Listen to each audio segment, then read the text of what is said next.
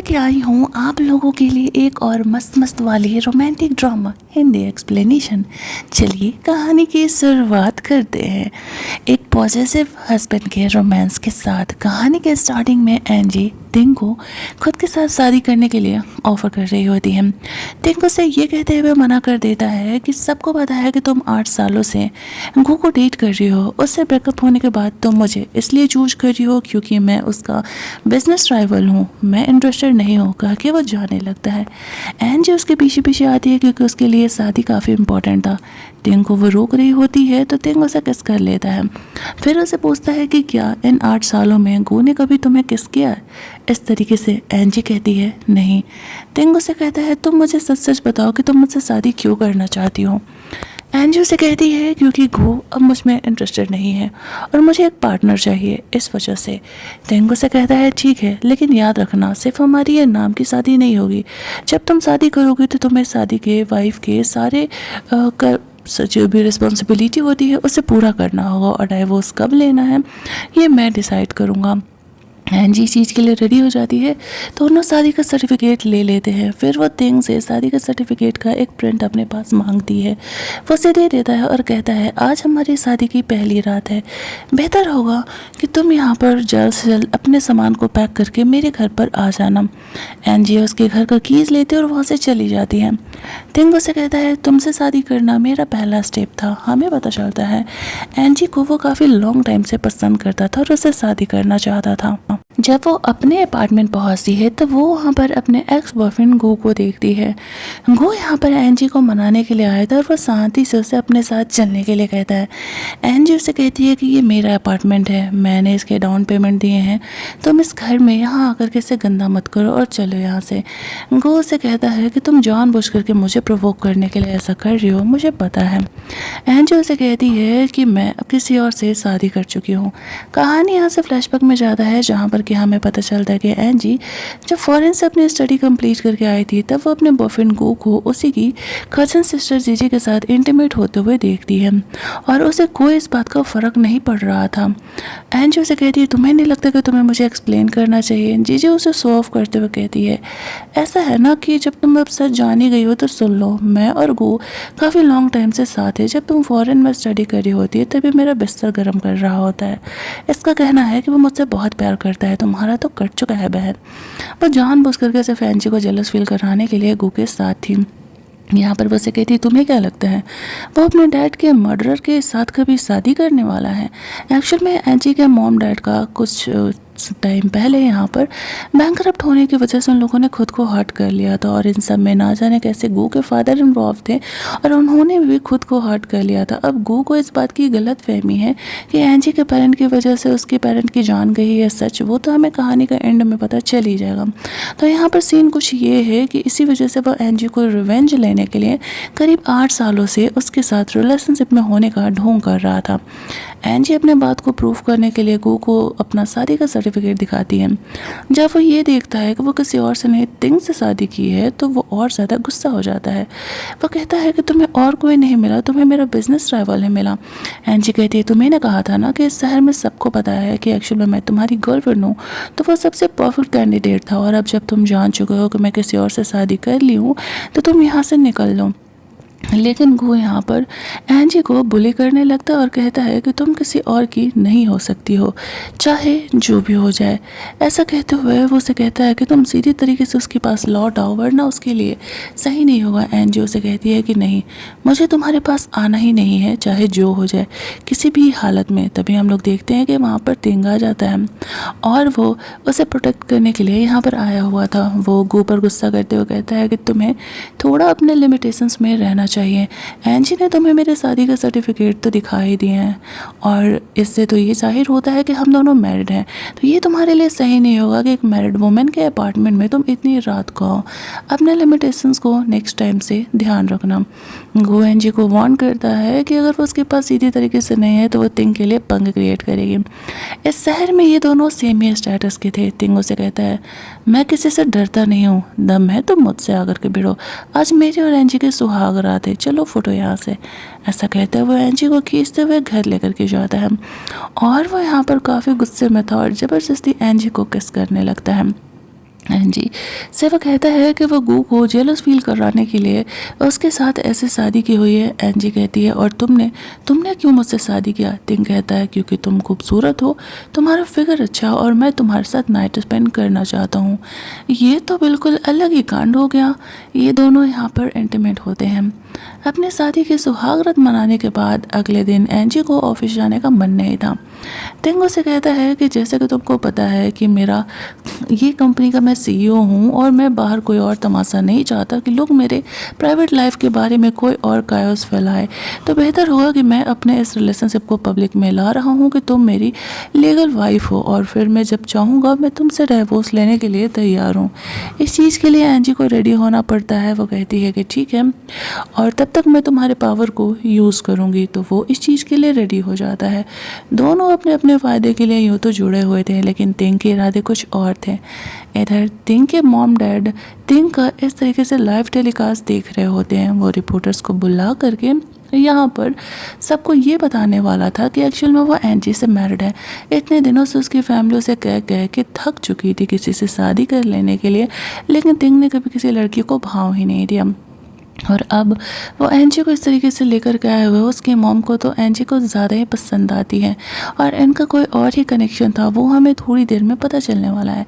जैसे ही वो लोग यहाँ पर पब्लिक होते हैं, सबका एक ही सवाल था, एंजी तो 8 सालों से गू की गर्लफ्रेंड थी, आखिरकार उसने उससे क्यों ब्रेकअप कर लिया? और टिंग को उसने इसलिए चूज किया क्योंकि वो दोनों बिजनेस राइवल हैं। इसके मॉम डैड यहाँ पर एंजी को प्रोटेक्ट करने के लिए जल्दी जल्दी कार से जा रहे होते हैं। टिंग सिचुएशन को संभालते हुए एंजी को किस करता है और कहता है कि नहीं, एंजी ने पहले क्लियरली गू से ब्रेकअप किया है क्योंकि उसने उसे चीट किया है और फिर इसके बाद हम दोनों ने शादी किया है, तो फिर गू के साथ वो उसका रिलेशनशिप पास्ट का हुआ। इससे कोई फ़र्क नहीं पड़ता कि मेरा और गू के बीच में क्या चल रहा है, हम दोनों एक दूसरे से प्यार करते हैं और हमारे नॉर्मल कपल के रिलेशनशिप है। इसके इस बात को देख करके उसके मॉम डैड काफ़ी प्राउड फील कर रहे थे और इधर इस न्यूज़ को देख करके गू का पारा हाई था। यहाँ पर जब जीजी आती है और कहती है कि ये दोनों ने जब अपने शादी के बाद अनाउंस कर दी, तो क्यों ना हम भी अपनी एंगेजमेंट का बात अनाउंस कर ही देते हैं, तो कोई इस बात को टाल देता है और कहता है कि अभी उसका मूड ठीक नहीं है और वो इस बारे में बाद में सोचेगा। और वो फिलहाल यहाँ पर जीजी को वहाँ से जाने के लिए कहता है। जीजी जल्द से जल्द गू से शादी करना चाहती थी, जिसकी वजह से कि उसके फैमिली का रेपुटेशन भी बढ़े और एंजी का इंसल्ट भी हो।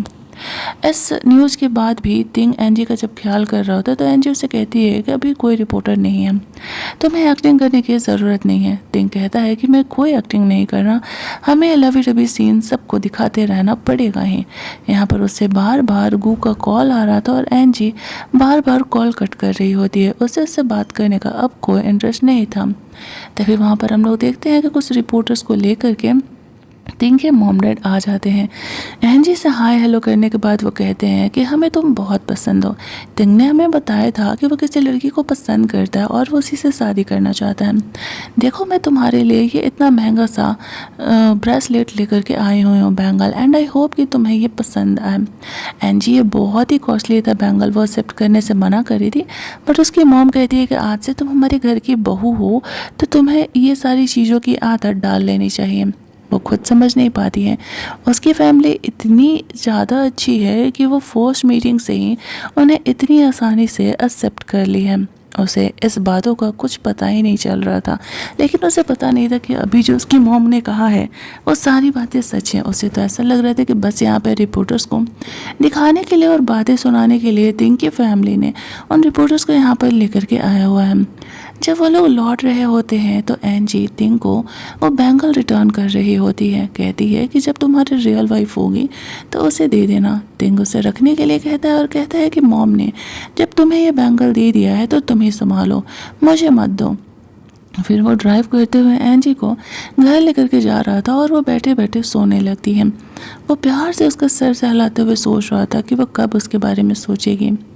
फिर वो लोग जब ब्रेकफास्ट कर रहे होते हैं अगली मॉर्निंग, तो वो एंजी को कहता है वो उसे रिसीव करने के लिए आएगा। एंजी ओके कह देती है। जब वो अपने हॉस्पिटल में जाती है तो उसकी फ्रेंड यहाँ पर आती है। वो काफ़ी एक्साइटेड थी कल एंजी कैसे लाइव टेलीकास्ट देख करके। वो उसे चिढ़ा भी रही होती है कि ये तो बहुत ही सही बात है कि चलो अच्छा हुआ तुमने यहाँ पे गो से ब्रेकअप कर लिया, वो तुम्हें बिल्कुल भाव नहीं देता था। दोनों अभी बात ही कर रहे होते हैं कि यहाँ पर जीजी आ जाती है।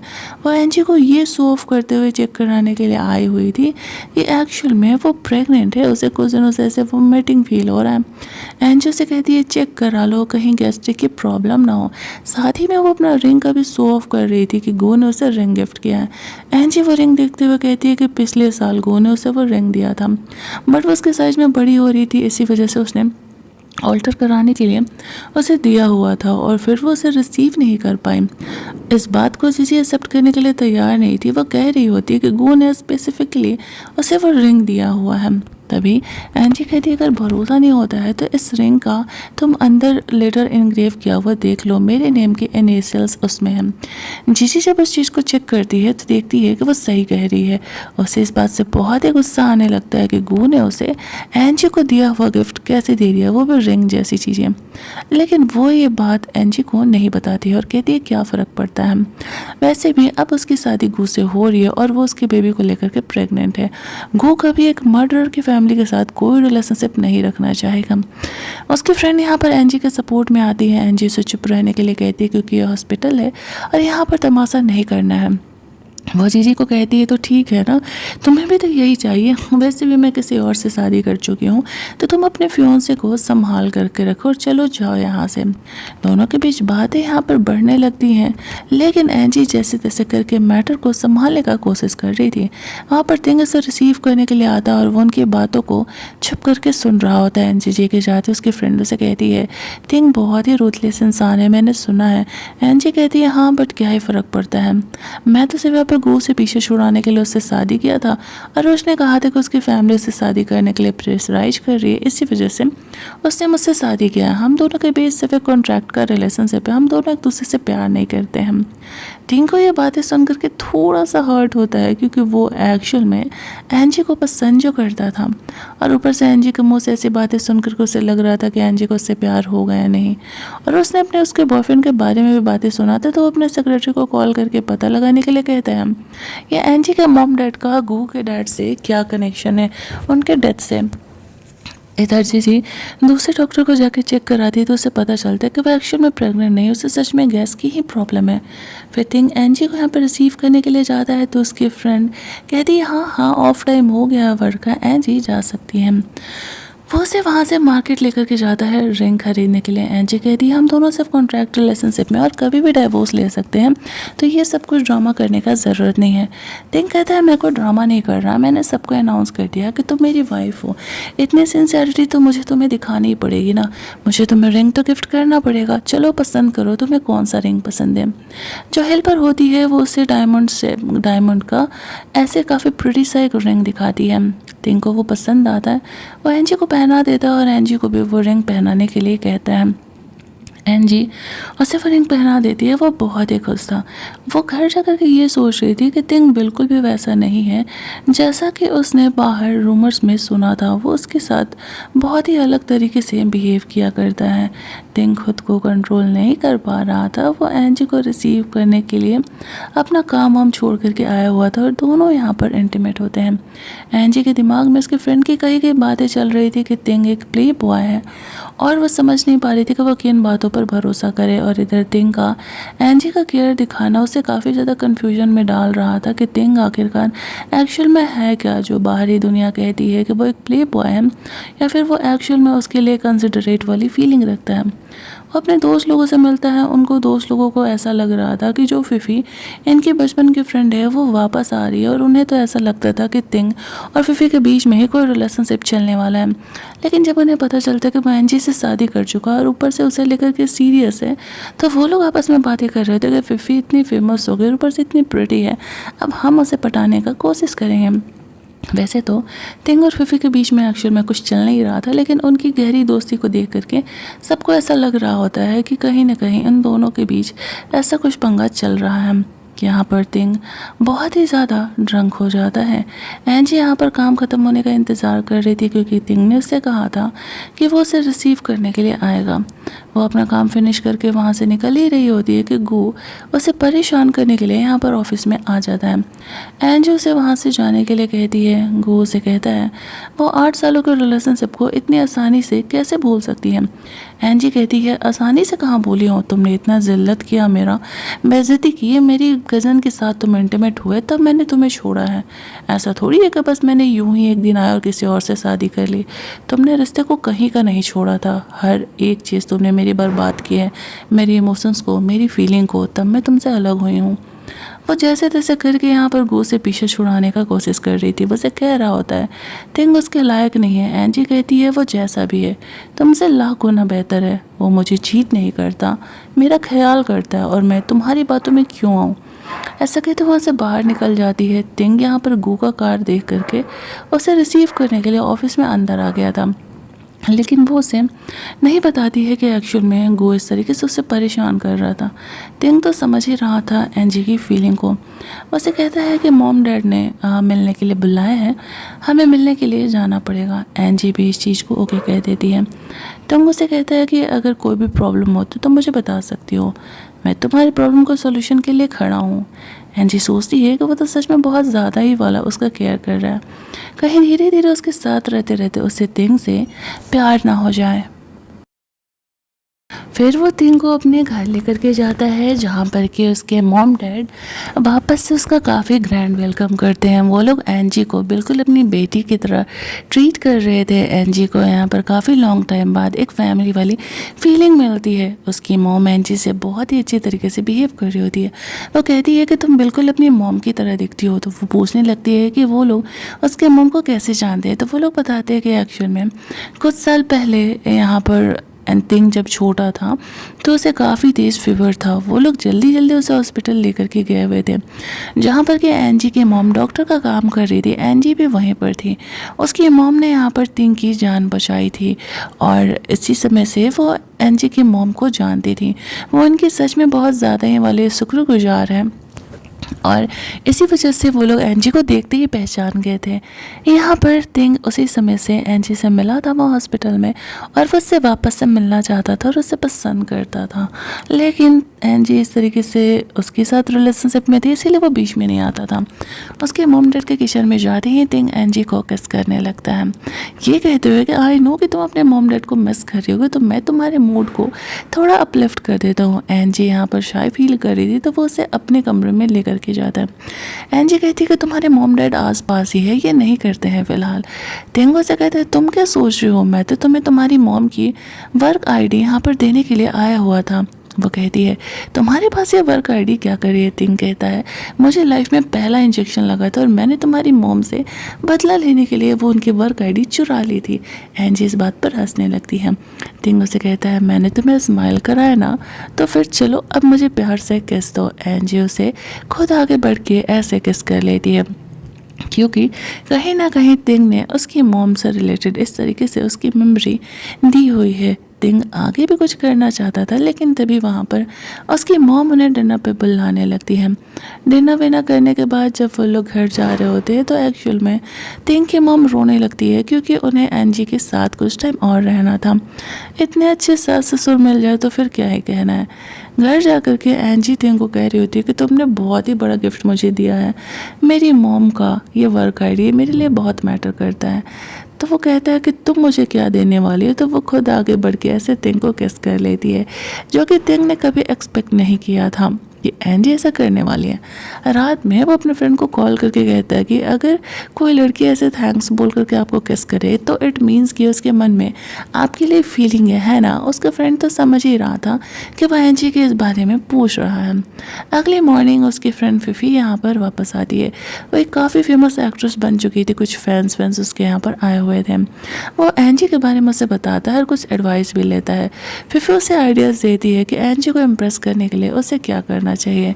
एंजी यहाँ पर तिंग के साथ क्लास में भी थी और जब वो खेलते समय बेहोश हो गया था तो उसने उसे वाटर वगैरह ऑफ़र किया था। हालांकि एंजी को बिल्कुल भी तिंग याद नहीं है, लेकिन तिंग ने सारे मोमेंट उसके साथ बिताए हुए याद रखे हैं। उसका काफ़ी लॉन्ग टाइम से एक तरफा प्यार रहा है यहाँ पर एंजी पर, और एंजी को इस बारे में कोई आइडियाज़ नहीं है।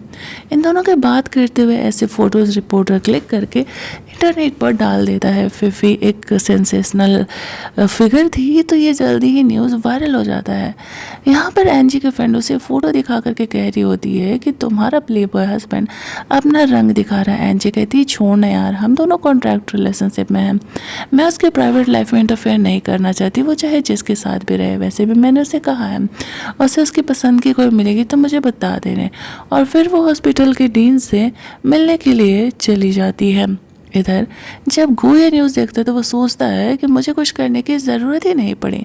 तिंग की बंदी वापस आ गई और एंजी खुद ही कुछ दिनों में रोते हुए वापस आएगी। वो अपने सेक्रेटरी को उस न्यूज़ को और ज़्यादा हाइप बनाने के लिए बोल देता है।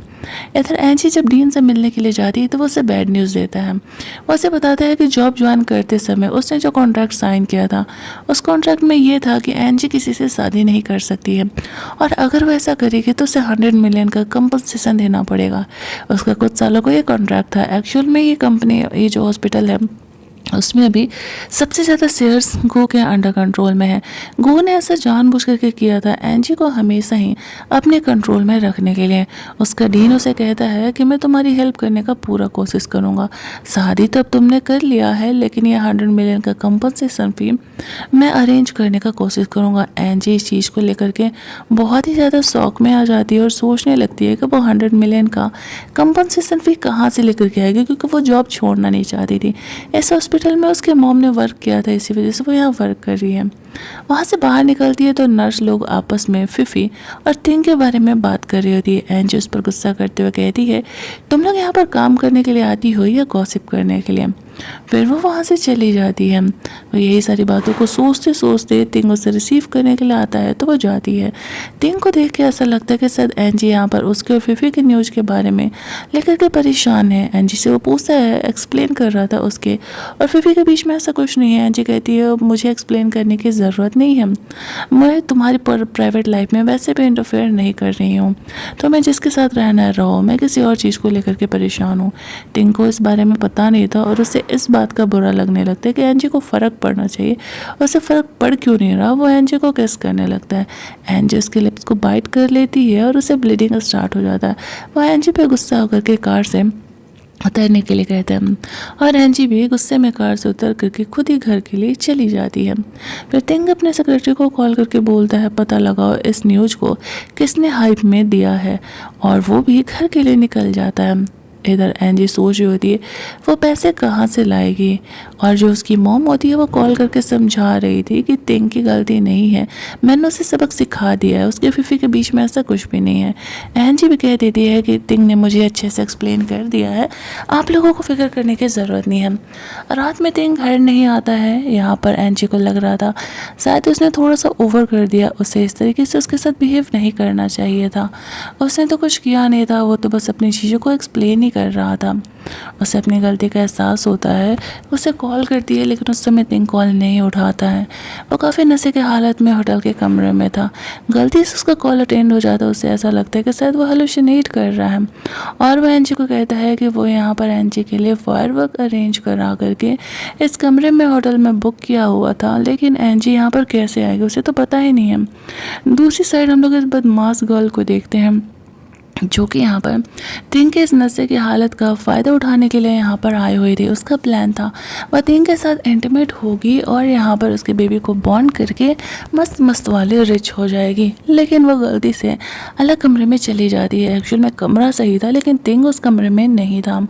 फ्लैशबैक में हम लोग देखते हैं कि फिफी ने तिंग और एंजी के लिए जो कमरा बुक किया था वो एक्चुअल में किसी और लड़के ने ले लिया था। दोनों का नेम सेम होने की वजह से होटल की तरफ से ये गलती हो गया था। तिंग कहता है छोड़ना यार, क्या फ़र्क पड़ता है, वैसे भी एंजी के साथ उसकी लड़ाई ही चल रही है, वो आने नहीं वाली, तो वो बगल वाला कमरा ले लेता है। लेकिन एंजी यहाँ पर तिंग से बात करने के लिए आ जाती है। वो उसे सॉरी सॉरी बोल रहा था लेकिन तिंग को फ़िलहाल सॉरी नहीं किस चाहिए था, तो वो आगे बढ़ के एंजी को किस कर लेता है। एंजी उसे कह रही होती है, मुझे ऐसे तुम्हारे साथ बिहेव नहीं करना चाहिए था, मैंने कुछ ज़्यादा ही कार में रूडली बोल दिया। टिंग का ये प्यार दिखाना उसे कंफ्यूज कर रहा था कि वो सच में एक अच्छा इंसान है। नेक्स्ट डे वो उन दोनों के लिए ड्रेस मंगाता है अपने सेक्रेटरी से, और वो अपने सेक्रेटरी के सामने भी शाई फील कर रहा था। ऐसे एंजी के साथ रहने की वजह से ऑफिस में भी उसका मूड काफ़ी ठीक था, क्योंकि यहाँ पर वो एंजी के बारे में ही सोच रहा होता है। उसके दिमाग में वही चल रहा था कि वो एंजी को कैसे इम्प्रेस करे।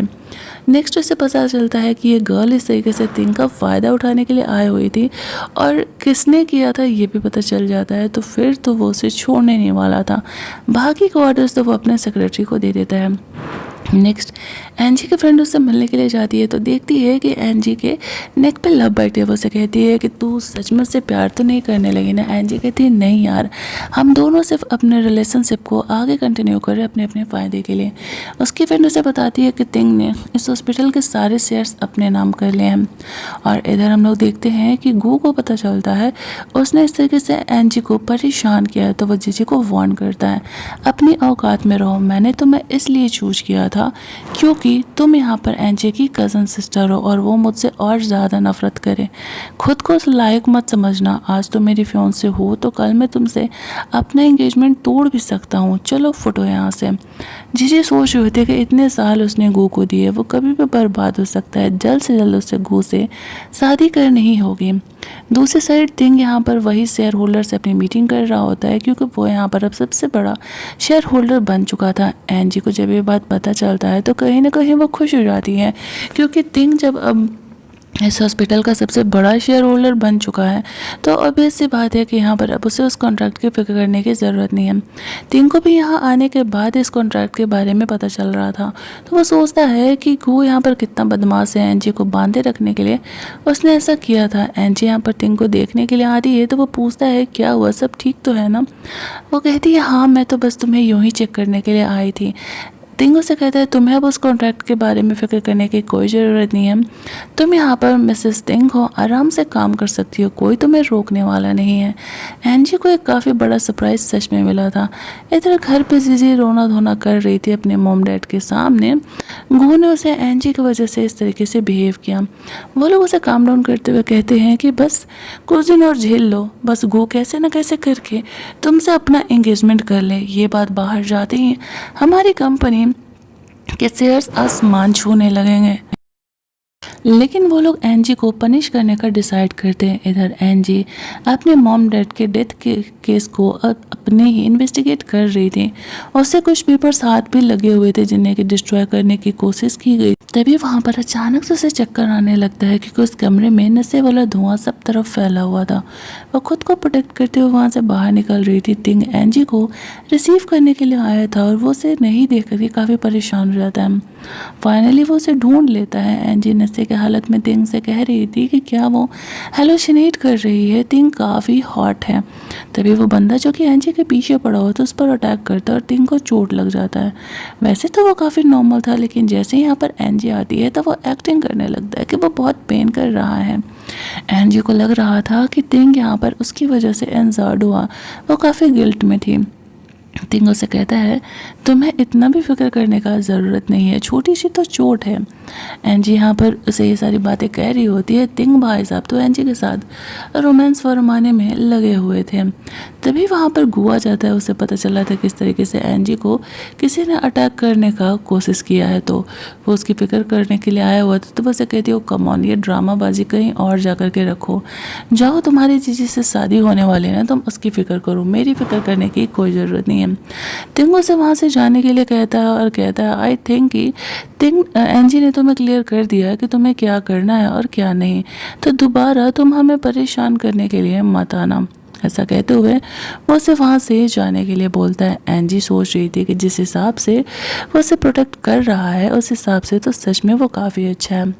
अगली मॉर्निंग नहीं, दोनों वापस से जब एक दूसरे को किस करने ही वाले थे तो यहाँ पर इस तरीके से उसकी फ्रेंड आ जाती है उसे वहाँ से लेकर के जाने के लिए। उसे एक्चुअली उसकी काफ़ी फिक्र हो रही थी, उसे चोट वोट तो नहीं लगाना, वो ठीक तो है ना। तो वो उसे कह रही होती कि हाँ वो ठीक है, कोई भी एक्स्ट्रा केयर करने की ज़रूरत नहीं है, और इस तरीके से तिंग ने उसे प्रोटेक्ट किया हुआ है तो सब कुछ ठीक है। कहीं ना कहीं शायद अब वो उसके लिए फील करने लगी है। वो ये सारी बातें अपनी फ्रेंड को शेयर कर रही थी। उसकी फ्रेंड भी काफ़ी खुश थी यहाँ पर एंजी को लेकर के, लेकिन यहाँ पर गू अब भी उसके पीछे पड़ा हुआ था। और आखिरकार ये मैटर यहाँ तक कैसे पहुँचा वो यहाँ पर पता लगाने के लिए अपने सेक्रेटरी को बोल देता है। वो चाहता था एंजी को कैसे न कैसे सिचुएशन में वापस लाना, और एंजी को परेशान करने के लिए उसके मॉम डैड की डेथ वाली बात वो इंटरनेट पे डलवा देता है। तिंग की इधर तबीयत बहुत ज़्यादा ख़राब हो रही थी फीवर में होने की वजह से। वो एंजी से कुछ बक बक बातें किए जा रहा था कि मैं हेलुसिनेट कर रहा हूँ, एंजी मेरा केयर कर रही है, वो मुझे देखने के लिए आई हुई है, मुझे तो भरोसा ही नहीं हो रहा है। एंजी जैसे तैसे उसे दवा दे करके आराम करने के लिए बोलती है। अगली मॉर्निंग जब वो जगती है तो देखती है कि उल्टे तिंग है उसका केयर कर रहा है।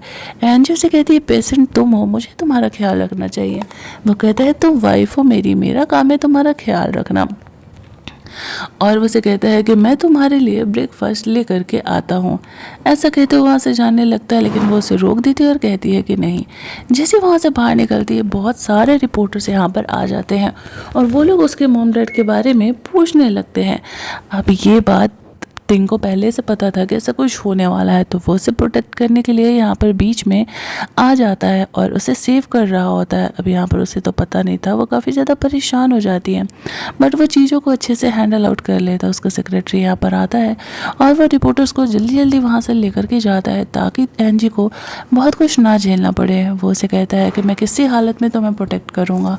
और इधर गू देख रहा होता है कि इस वजह से तिंग के कंपनी में शेयर्स पर बहुत ही ज़्यादा वाले अब असर पड़ रहे हैं। अब तो एंजी को उसके पास वापस आना ही पड़ेगा। ये बात जब जीजी को पता चलता है एंजी के मॉम डैड के बारे में ये बातें बाहर आ चुकी है, तो वो काफ़ी खुश हो रही होती है कि गू इस तरीके से अब तो उसे शादी करेगा ही करेगा। उसे नहीं पता था कि खुद गू ने ही ये काम किया है। वो एंजी के हार को लेकर के बहुत ज़्यादा खुश हो रही थी। दूसरे सीन में हम लोग एंजी के एक अंकल को देखते हैं जो कि यहाँ पर उसे माना करता था, लेकिन अब तक उसकी लाइफ नॉर्मली चल रही थी, इसीलिए वो उसकी लाइफ में इंटरफेयर नहीं कर रहा था। लेकिन अब ये देख करके यहाँ पर इनडायरेक्टली पहले तो तिंग का हेल्प करने का डिसाइड करता है और वो अपने बंदे को कह देता है तिंग के कंपनी में अपने शेयर्स को बढ़ा देने के लिए। एंजी यहाँ पर अगले दिन पार्टी में जाती है जो कि यहाँ पर गू और जीजी का होने वाला था। वो लोग यहाँ पर उसका इंसल्ट कर रहे होते हैं कि इतने सारे रूमर्स फैल रहे हैं, इतनी सारी बातें हो रही है, फिर भी देखो तो ये कैसे बेशर्मों की तरह यहाँ पर आ गई है। एंजी उसे कहती है अब तुमने बुलाया था तो मैं नहीं आती तो ऐसा कैसे होता, और कौन सा रूमर्स, अभी तो तुमने कहा ना कि ये सारे रूमर्स ही हैं, तो जब फिर रूमर है तो फिर मैं इन बातों पर भला क्यों ही ध्यान देने जाऊँ। फिर वहाँ पर तिंग एंजी के सपोर्ट में आता और कहता आई एम सॉरी, मुझे थोड़ा लेट हो गया था, मैं बिजनेस डील कर रहा था ना। तो सबके सामने यहाँ पर दिखाता है कि उसके और एंजी के बीच में एक्चुअल में सब कुछ बहुत ही ज्यादा वाला ठीक चल रहा है। एंजी से कुछ ज्यादा ही लवी टबी होते हुए दिखा रहा था और ये सारी चीजें देख करके गू को हो रहा होता है जेलस कि उन दोनों के बीच इतनी चीजें अच्छी कैसे हो सकती है। वो यहाँ पर एंजी को कह रहा था कि वो जानबूझ करके ये सब कुछ कर रही है ना। एंजी उनकी बातों का ध्यान नहीं देता है। यहाँ पर वो वॉशरूम जाती है तो वो उसके पीछे पीछे आ जाता है और कहता है कि मुझे पता है कि तुम यहाँ पर टिंग के साथ इस वजह से इतना लवी डबी दिखा रही हो ताकि मुझे जेलस फील करा सको। टिंग उनकी बातों को सुन रहा था। एंजी कहती है इस गलत फहमी से तुम कब निकलोगे, मेरे मन में अब तुम्हारे लिए कोई भी फीलिंग नहीं है, मैं तुम्हें बिल्कुल पसंद नहीं करती, मैं टिंग से प्यार करने लगी हूँ। वो तुमसे हैंडसम है ज़्यादा, तुमसे रिच है, तुमसे ज़्यादा केयरिंग है, मोस्ट इम्पॉर्टेंट बात वो मुझे चीट नहीं करता, मुझसे चीज़ें झूठ नहीं बोलता, मेरा रिस्पेक्ट करता है। तो मैं पागल ही होंगी जो मैं उसे छोड़ करके वापस से तुम्हारे पास आऊँगी और बेहतर होगा कि तुम मेरा पीछा छोड़ दो, तुम्हारी फ्योन से बाहर तुम्हारा वेट कर रही है। टिंग यहाँ पर एंजी को लेने के लिए आ जाता है। वो दोनों वहाँ से बाहर जाते हैं। अब एक सरप्राइज़ गिफ्ट तो यहाँ पर जीजी को देना बनता है। उसने एंजी को ऑलरेडी बहुत ही परेशान किया है एंड जीजी का यहाँ पर किसी और बिजनेसमैन के साथ अपने डैड के बिजनेस के लिए नाइट स्पेंड करते हुए वो वीडियो दिखा देता है। अब यहाँ पर जैसे ही ये बात गो को पता चलता है तो वो घंटा अब जीजी के साथ कोई इंगेजमेंट करने वाला था। जीजी उसे कहने लगती है कि वीडियो एडिटेड है, ऐसा कुछ नहीं है, मैंने ऐसा नहीं किया। वो वहाँ से चले जाता है। एंजी फिर तिंग के साथ वहाँ से घर निकल जाती है और वो बहुत ही खुश थी इस तरीके से जीजी को परेशान करके। जीजी घर जाती है तो उसके फादर उसे डांट लगाते हैं कि ये लड़की एक काम नहीं करती है। इधर एंजी अपने मॉम डैड के केस को इन्वेस्टिगेट कर रही है और अगर पता चल गया तो फिर हम लोग जेल जाएंगे। जीजी को पता चल जाता है कि एक्चुअल में गू के डैड का जो हर्ट वाला केस था वो यहाँ पर उसी के मॉम डैड की वजह से था, ना कि यहाँ पर एंजी की वजह से। वो सोच रहे होते कि ये बात अगर गू को पता चल गया तो फिर तो वो उसे नहीं छोड़ने वाला है। उसके मॉम डैड उसे समझाते हैं इस बात को तुम बंद ही रखो तो बेहतर है, उसे ये बात कभी पता नहीं चलना चाहिए। यहाँ पर तिंग के मॉम डैड लेट नाइट इस तरीके से एंजी से मिलने के लिए आए हुए होते हैं। वो पूछ रहा था कि आखिरकार वो लोग यहाँ क्या कर रहे हैं। एक्चुअल में वो लोगों को लग रहा था कि इन दोनों के बीच बेबीज को लेकर के कोई भी डिस्कशन नहीं हो रहा है और उसे जल्द से जल्द यहाँ पर बेबी कराना होगा। सारे दोस्त लोग शो ऑफ कर रहे थे कि तिंग की शादी हो गई है, बेबीज का कब प्लान हो रहा है। वो उन लोगों के लिए यहाँ पर सूप वगैरह लेके आए थे जिसमें कि लव ड्रग मिला हुआ था और जैसे ही वो लोग खा लेते उसके मॉम डैड वहाँ से जाने लगते हैं। एंजी को सबसे पहले वो दवा स्टार्ट करता है असर करना। वो आगे बढ़ के तिंग को खुद ही किस करने लगता है। ये दोनों इन दोनों को ऐसे रोमांस करते हुए देख रहे थे। जब उन्हें लगने लगता है कि ये दवा असर कर रहा है तो फिर वो दोनों वहाँ से चले जाते हैं। तिंग तो समझ रहा था कि एंजी यहाँ पर शायद उस लव ड्रग के नशे में है, इसी वजह से वो उससे बिहेव कर रही है। शायद वो उससे प्यार नहीं करती है। उसे ध्यान आता है कि उसकी मॉम ने यहाँ पर एंजी को वो सूप पीने के लिए दिया हुआ था। तिंग ने वो सूप थोड़ा सा ही पिया हुआ था, इसीलिए वो अभी उस पर असर नहीं कर रहा था। सबसे ज़्यादा यहाँ पर एंजी पर असर किया हुआ था। वो उसे कंट्रोल करने का कोशिश करता है लेकिन एंजी आउट ऑफ कंट्रोल जाए जा रही थी तो उसे लास्टली उसके साथ इंटीमेट होना पड़ता है। अगली मॉर्निंग यहाँ पर एंजी कॉल से जगती है और वो ये सोच रही होती है वो तिंग के साथ खुद ही कल इंटीमेट हुई और उसे काफ़ी ज़्यादा यहाँ पर शाय फील हो रहा था। तिंग उससे इस बारे में बात नहीं करता। एंजी को देख करके एंजी हॉस्पिटल जाती है तो उसकी फ्रेंड उसे कहती है उसकी कोई एक पेशेंट यहाँ पर आकर के तमाशा कर रही है कि उसने उसके बेटे को कोई प्रिस्क्रिप्शन दिया था और वो प्रिस्क्रिप्शन गलत था जिस वजह से कि उसकी जान चली गई है और वह यहाँ पर एंजी पर इस बारे में केस करने के लिए आए हुए हैं। एंजी को वो लेडी याद तो थी, कुछ दिन पहले उसने यहाँ पर उसके बेटे के लिए ट्रीटमेंट के लिए दवा दिया था लेकिन दवा गलत नहीं था। तो फिर ये लेडी कैसे इस तरीके से उसे ब्लेम कर रही है उसे खुद समझ में नहीं आता। और इधर तिंग एंजी का बैग लौटाने के लिए जाता है। वो अपना बैग कार में भूल गई थी तो ये सीन देखता है। वो जल्दी जल्दी एंजी को जाकर के प्रोटेक्ट करता है। वो लेडी यहाँ पर चिल्ला करके पूरा हॉस्पिटल सर पर उठा ली थी कि एंजी की वजह से उसके बेटी की जान गई है। उसने घटिया दवा दिया था, एंजी को इस हॉस्पिटल से निकाल देना चाहिए। यहाँ पर डीन आता, उसे एंजी पर पूरा भरोसा था, वो ऐसी कभी कोई गलती नहीं कर सकती है। ये बात गू को पता चलता है तो वो जिसे खुद हमकाते हुए कहता है कि अगर इसमें तुम्हारा नाम हुआ ना तो मैं तुम्हें नहीं छोड़ने वाला हूँ। मैंने पहले ही तुम्हें वार्न किया था, एंजी को परेशान मत करना। वो कहती है मैंने ऐसा कुछ भी नहीं किया। लेकिन गू को इस बातों का भरोसा नहीं होता क्योंकि जीजी पहले भी एंजी को यहाँ पर हर्ट कर चुकी है।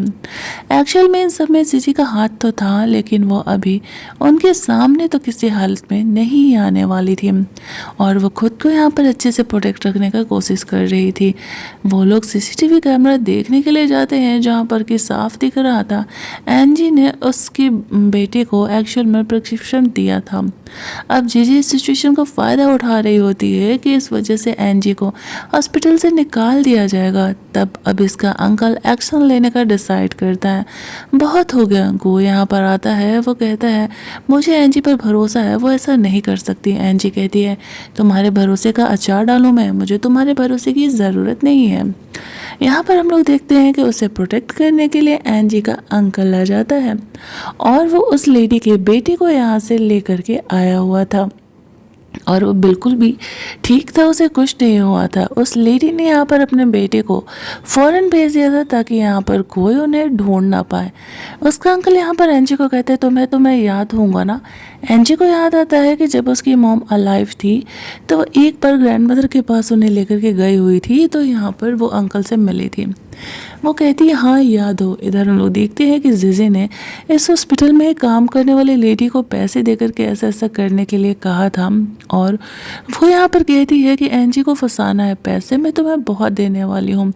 अब यहाँ पर जीजी का पोल खुलने वाला था। वो लेडी जीजी के कहने पर ये काम करने के लिए तैयार हो जाती है और अपने बेटे को फर्दर स्टडीज़ के लिए फ़ॉरेन भेज देती है।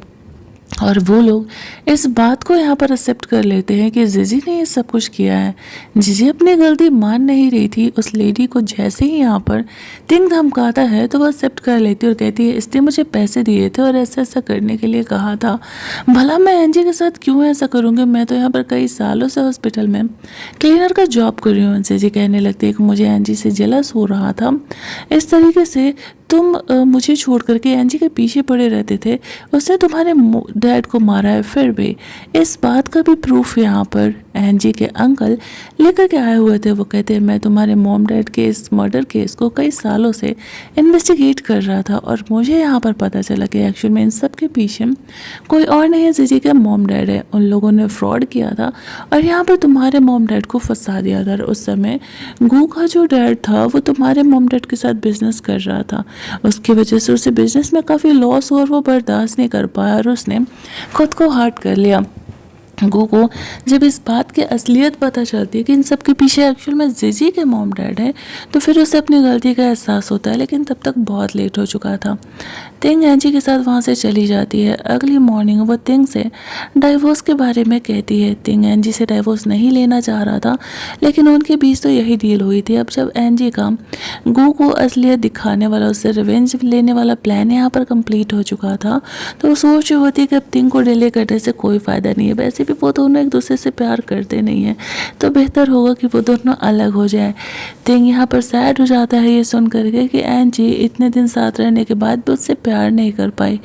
दो से साइड गो इस तरीके से अपनी गलती का एहसास करते हुए क्लब में चले जाता और उसे लग रहा था कि वो एंजी के साथ बहुत ही लॉन्ग टाइम से बुरा बिहेव किया है। इधर एंजी घर पे तिंग के बारे में सोच रही थी कि क्या उसे एक मौका देना चाहिए, तभी उसके फ्रेंड का कॉल आता है कि तिंग बहुत ही नशे में क्लब में है, आकर के लेकर के जाने के लिए। एंजी तिंग को वहाँ पर संभालने के लिए जाती है। वो काफ़ी ज़्यादा ड्रंक था, उसे जैसे तैसे उठा के लेकर के जा रही थी और वो पूछ रही थी कि आखिरकार उसने इतना ज़्यादा ड्रिंक क्यों किया। तिंग नशे की हालत में उसे कह रहा था कि वो एंजी से प्यार करता है और एंजी उसे छोड़ने के लिए बोल रही है। वो इस बात को बर्दाश्त नहीं कर पाया, इसी वजह से वो ड्रिंक करने के लिए चला गया। एंजी उसे कहती है अगर होशो हवास में तुम मुझे बोलोगे तो मैं तुम्हें छोड़ करके नहीं जाऊंगी। दोनों यहाँ पर इंटीमेट होते हैं। अगली मॉर्निंग तिंग एंजी का केयर कर रहा था। एंजी जब जगती है तो तिंग उसे कहता है कि मैं होशो आवाज़ में कहता हूँ एंजी मुझे तुमसे प्यार हो गया और मुझे तुम्हारे साथ ही रहना है।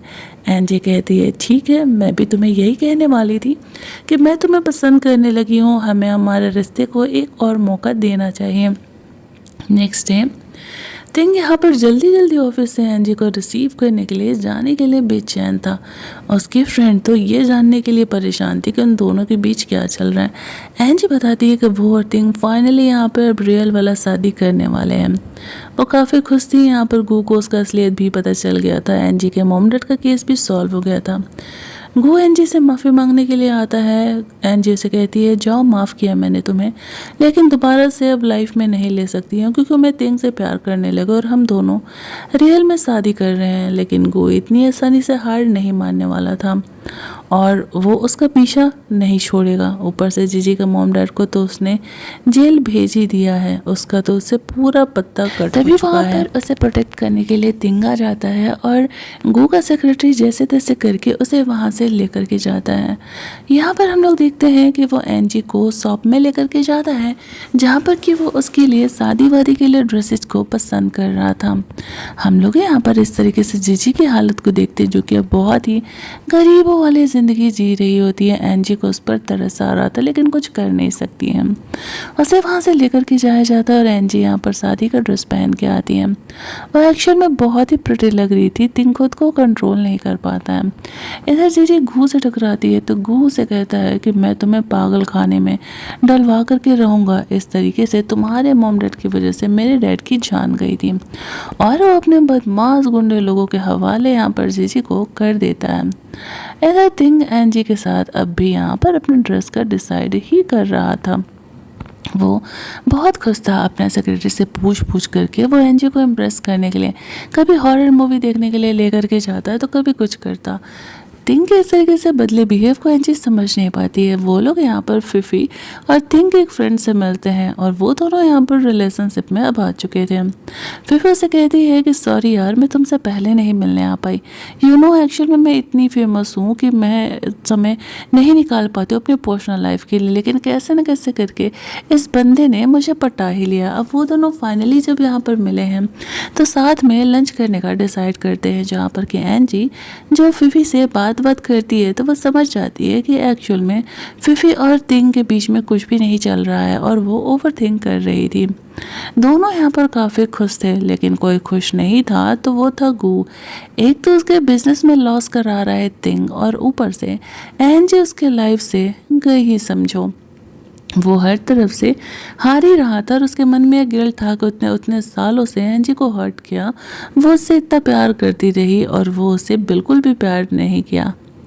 एंजी यहाँ पर अपने शादी के प्रिपरेशन को लेकर के बहुत ही ज़्यादा खुश थी, लेकिन तिंग को यहाँ पर फिक्र था कि कहीं कुछ ना कुछ वापस से गड़बड़ ना हो जाए, क्योंकि यहाँ पर गू अब भी बाहर से डर था कि वो एंजी को हर्ट करने के लिए कुछ ना कुछ तो ज़रूरी करेगा और एंजी को वो प्रोटेक्ट करना चाह रहा था। उसके लाइफ में यहाँ पर पंगे होने स्टार्ट हो जाते हैं। जो गू होता है वो तिंग की कंपनी को लॉस में करना स्टार्ट कर देता है। एंजी उससे मिलने के लिए जाती है। पर्सनली ये बात जानने के बाद उससे कहती है, तुम बेकार में ये सब कुछ कर रहे हो, खुद को मेरी नज़रों में और मत गिराओ। मैं तुमसे अब तक तो सिर्फ प्यार नहीं करती हूँ, मुझे नफरत मत करवाओ। यहाँ पर तिंग एंजी को सेव करने के लिए आ जाता है और कहता है कि गू को खबरदार, जो तुमने एंजी को हर्ट करने का कोशिश भी किया था। एंजी को वो कहता है, तुम्हें मेरी कंपनी के लिए गू से मिलने जाने की कोई ज़रूरत नहीं है, मैं सारे प्रॉब्लम को सॉल्व कर लूँगा।